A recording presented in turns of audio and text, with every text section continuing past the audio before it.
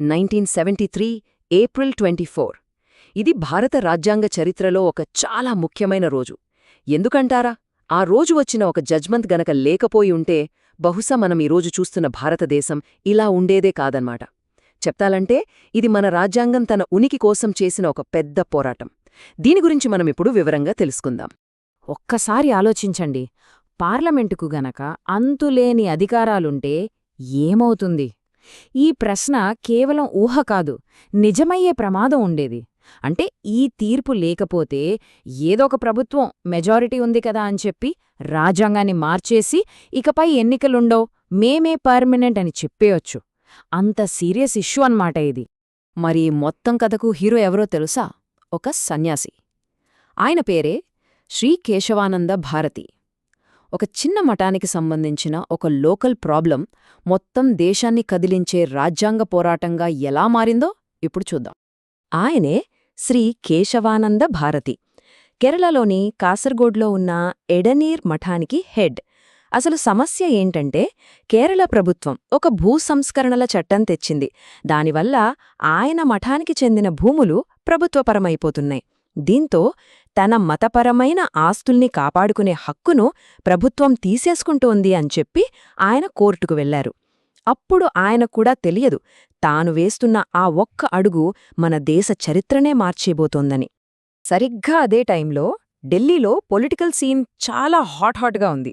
ఒకవైపు ప్రభుత్వం, మరోవైపు న్యాయ వ్యవస్థ. ఈ రెండింటి మధ్య ఒక పెద్ద యుద్ధానికి రంగం సిద్ధమవుతోందన్నమాట. అప్పుడు ప్రధాని ఇందిరాగాంధీ. ఆమె ప్రభుత్వం గరీబీ హటావో అంటూ కొన్ని పెద్ద సామాజిక మార్పులు తీసుకురావాలని చూస్తోంది. అందుకోసం రాజ్యాంగాన్ని ఇష్టమొచ్చినట్టు మార్చటం మొదలుపెట్టింది. మరి కోట్లడ్డు పడితే వాటి అధికారాలనే తగ్గించేలా కొత్త చట్టాలు తెచ్చింది. సో వాళ్ల పాయింట్ ఏంటంటే పార్లమెంటే సుప్రీం, మాకు ఎదురలేదు అని నిరూపించుకోవాలి. అయితే ఈ కేశవానంద భారతీ కేసు రాకముందే పార్లమెంటు అధికారాల మీద సుప్రీంకోర్టు తీర్పులు ఒకసారి అటూ ఒకసారి ఇటూ అన్నట్టుగా ఉన్నాయి. మొదట్లో 1951 శంకరీ ప్రసాద్ కేసులో పార్లమెంటుకు ఫుల్ పవర్ ఉంది, రాజ్యాంగంలో దేన్నైనా మార్చొచ్చు అంది. 1965 సజ్జన్ సింగ్ కేసులో కూడా అదే మాట చెప్పింది. కానీ 1967 గోలక్నాథ్ కేసులో సీన్ రివర్స్ అయింది. పార్లమెంటుకు ప్రాథమిక హక్కుల్ని మార్చే అధికారం అస్సలు లేదు అని ఒక సంచలన తీర్పిచ్చింది. ఈ గోలక్నాథ్ తీర్పు ప్రభుత్వానికి అస్సలు నచ్చలేదు, కోపం తెప్పించింది. దాన్ని ఓవర్కమ్ చేయడానికి ప్రభుత్వం వెంటనే 3 పవర్ఫుల్ సవరణలు తీసుకొచ్చింది. ఒకటి 24వ సవరణ. దీని ద్వారా మేము ప్రాథమిక హక్కులతో సహా దేన్నైనా మారుస్తాం, మమ్మల్ని అడిగేదెవరు అని పార్లమెంటు ప్రకటించుకుంది. 2 25వ సవరణతో ఆస్తి హక్కును బాగా బలహీనపరిచింది. ఇక మూడోది 29వ సవరణ. దీనితో కేశవానంద భారతీ కేసుకి కారణమైన కేరళ చట్టాల్ని ఏ కోర్టు టచ్ చేయకుండా ప్రొటెక్షన్ ఇచ్చింది. ఇది డైరెక్ట్గా జ్యుడిషియరీ మీద చేసిన దాడిలాంటిది. ఇక చూడండి, ఈ సవరణలన్నింటినీ ఛాలెంజ్ చేస్తూ కేశవానంద భారతి కేసు సుప్రీంకోర్టు ముందుకొచ్చింది. దీంతో దేశ చరిత్రలోనే అతిపెద్ద న్యాయ పోరాటానికి, ఒక రకంగా చెప్పాలంటే ఒక రాజ్యాంగ మహాసంగ్రామానికి తెరలేచింది. ఈ కేసెంత సీరియస్సో సుప్రీంకోర్టుకో అర్థమైంది. అందుకే తన చరిత్రలోనే అతిపెద్ద బెంచ్ని ఏర్పాటు చేసింది. ఎంతమందో తెలుసా? ఏకంగా 13 మంది జడ్జిలు. దానికి ముందుగాని ఆ తర్వాతగాని ఇప్పటివరకు ఇంత పెద్ద బెంచ్ ఎప్పుడూ లేదు. విచారణ ఒక మ్యారథాన్ రేస్లా సాగింది. ఒక్కరోజు కూడా గ్యాప్ లేకుండా ఏకంగా 68 రోజులపాటు వాదనలు జరిగాయి. ఈ ప్రాసెస్లో మన దేశ రాజ్యాంగమే కాదు, ప్రపంచంలోని చాలా దేశాల రాజ్యాంగాలను కూడా రిఫర్ చేశారు. ఈ కేసులో పిటిషనర్ల తరఫున వాదించింది ఒక లీగల్ లెజెండ్, నాని పాల్ఖీవాలా. ఆయన వాదన చాలా సింపుల్ అండ్ పవర్ఫుల్. మీరు పార్లమెంట్కు అన్లిమిటెడ్ పవర్ ఇస్తే రేపు వాళ్లు డెమోక్రసీనే రద్దు చేసి డిక్టేటర్షిప్ పెట్టేస్తారు, దీన్నిక్కడే ఆపాలి అని కోర్టును గట్టిగా హెచ్చరించారు. అంటే ఇది కేవలం ఆస్తి కేసు కాదు, మన ప్రజాస్వామ్యం బతుకుతుందా లేదా అన్న పోరాకమని ఆయన వాదించారు. సో కోర్టు ముందు 2 డిఫరెంట్ ఐడియాలజీస్ ఉన్నాయి. ప్రభుత్వం ఏమంటోందంటే పార్లమెంట్ అంటే ప్రజలెన్నుకున్నదే, కాబట్టి ప్రజల ఇష్టమే ఫైనల్, మేం దేన్నైనా మార్చొచ్చు. మరోవైపు పిటిషనర్లేమన్నారంటే రాజ్యాంగం అనేది ఒక పవిత్రమైన డాక్యుమెంట్, దాన్ని కేవలం మెజారిటీ ఉందని చెప్పి ఎవరూ నాశనం చేయకుండా కాపాడాల్సిన బాధ్యత కోర్టులదే. ఈ కేసులో మరో ట్విస్ట్ ఏంటంటే టైం. వాదనలు ముగిసిన మరుసటి రోజే చీఫ్ జస్టిస్ సిక్రీ రిటైర్ అవ్వబోతున్నారు. అంటే ఆ ఒక్క రోజులో తీర్పు రాకపోతే మళ్ళీ మొత్తం కేసు మొదట్నుంచి వినాలి. ఇదొక రేస్ ఎగెనిస్ట్ టైం అన్నమాట. ఫైనలీ ఆ రోజు రానే వచ్చింది. 1973 ఏప్రిల్ 24 సుప్రీంకోర్టు తన హిస్టారిక్ జడ్జ్మెంట్ను ఇచ్చింది. కానీ తీర్పు ఎలా వచ్చిందో తెలిస్తే షాకవుతారు. 7-6 మెజారిటీతో. అవును, కేవలం ఒక్క ఓటు తేడాతో మన దేశ భవిష్యత్తు మొత్తం డిసైడ్ అయిపోయింది. సుప్రీంకోర్టు చాలా తెలివైన జడ్జ్మెంట్ ఇచ్చింది. ఇదొక 2 పార్ట్ జడ్జ్మెంట్. ఒకవైపు రాజ్యాంగాన్ని, ఈవెన్ ఫండమెంటల్ రైట్స్ను కూడా సవరించే అధికారం పార్లమెంటుకు ఉంది అని చెప్పింది. ఇది ప్రభుత్వానికి ఒక విక్టరీలా అనిపించింది. కానీ ఇక్కడే ఒక పెద్ద ఖానీ ఉంది. పార్లమెంట్ రాజ్యాంగం యొక్క బేసిక్ స్ట్రక్చర్ లేదా దాని ఆత్మను, దాని పునాదులని మాత్రం టచ్ చేయకూడదు, మార్చకూడదు అని క్లియర్గా చెప్పేసింది.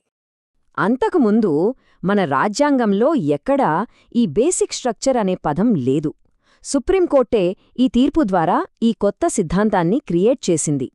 ఒక రకంగా ఇది పార్లమెంటు అపరిమిత అధికారాలకు గీసిన ఒక లక్ష్మణరేఖ. భారత రాజ్యాంగానికి ఇదొక శ్రీరామరక్షగా మారింది. ఈ సిద్ధాంతం అర్థం కావాలంటే ఒక సింపుల్ ఎగ్జాంపుల్ చెప్తాను. రాజ్యాంగం ఒక ఇల్లు అనుకోండి.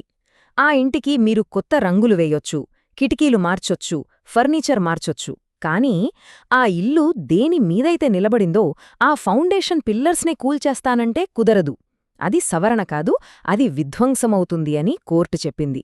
మరి బేసిక్ స్ట్రక్చర్ కిందకి ఏమొస్తాయి? కోర్టు కొన్ని ఉదాహరణలు ఇచ్చింది. ఉదాహరణకు ప్రజాస్వామ్యం, మన దేశ లౌకిక స్వభావం, ఫెడరల్ సిస్టమ్, కోర్టులకుండే జ్యుడీషియల్ రివ్యూ పవర్, అలాగే పౌరుల వ్యక్తిగత స్వేచ్ఛ. ఇలాంటివి రాజ్యాంగం యొక్క మూలస్తంభాలు. వీటిని ఏ ప్రభుత్వం కూడా ఎంత మెజారిటీ ఉన్నా మార్చలేదు. అంతేకాదు, ఈ లిస్ట్ ఫైనల్ కూడా కాదు, భవిష్యత్తులో అవసరమైతే మరిన్నింటిని కూడా చేర్చవచ్చు అని కూడా చెప్పింది. సరే, తీర్పు వచ్చింది. కాని ఈ పోరాటంలో అసలు గెలిచింది ఎవరు? ఈ ప్రశ్నకి సమాధానం అంత సింపుల్ కాదు, చాలా ఇంట్రెస్టింగ్గా ఉంటుంది. విచిత్రంగా కేసు వేసిన స్వామి కేశవానంద భారతి తన భూముల కేసులో ఓడిపోయారు. వ్యక్తిగతంగా ఆయనకు ఓటమి ఎదురైంది. ఇక ప్రభుత్వం రాజ్యాంగాన్ని సవరించే పవర్ దక్కినా పూర్తి కంట్రోల్ సాధించే మహాయుద్ధంలో ఓడిపోయింది. న్యాయ వ్యవస్థ రాజ్యాంగానికి నేనే సంరక్షకుడిని అని తన స్వాతంత్ర్యాన్ని నిరూపించుకుంది. మరి అంతిమంగా దేశపౌరులు మనమంతా మన ప్రాథమిక హక్కులకు ఒక గట్టి రక్షణ కవచాన్ని పొందాం. సో ఫైనల్గా గెలిచింది మన దేశం, మన ప్రజాస్వామ్యం. ఈ తీర్పుతో ప్రభుత్వానికి పిచ్చ కోపం వచ్చింది. ప్రతీకారంగా చీఫ్ జస్టిస్ సిక్రీ రిటైర్ అయ్యాక ఒక పెద్ద సంప్రదాయాన్ని బ్రేక్ చేసింది. సీనియారిటీ ప్రకారం రావాల్సిన 3 జడ్జిలను పక్కన పెట్టి వాళ్లకంటే జూనియర్ అయిన జడ్జిని చీఫ్ జస్టిస్గా అపాయింట్ చేసింది. దీనికి నిరసనగా ఆ 3 సీనియర్ జడ్జిలు రాజీనామా చేశారు. ఇది మన జ్యుడీషియరీ చరిత్రలో ఒక బ్లాక్ డే. ఎప్పుడైనా సరే అధికారం తన పవర్ పెంచుకోవాలని చూస్తుంది, రాజ్యాంగమేమో ప్రజల్ని రక్షించాలని చూస్తుంది. ఈ రెండింటి మధ్య జరిగిన ఈ పెద్ద పోరాటంలో చివరికి గెలిచింది భారత రాజ్యాంగమే. సో కేశవానంద భారతి కేసనేది కేవలం ఒక కోర్టు కేసు కాదు, అది మన ప్రజాస్వామ్యానికి రక్షణ కవచం. ఒకవేళ ఈ తీర్పు లేకపోయుంటే ఈరోజు మన డెమోక్రసీ ఎలా ఉండేదో ఒక్కసారి ఆలోచించండి. మరి మీరేమంటారు? మన ప్రజాస్వామ్యంలోని ఏ పిల్లర్ తన మనుగడ కోసం ఈ 50 ఏళ్ల నాటి ఒక్క తీర్పుపై ఎక్కువగా ఆధారపడి ఉంది?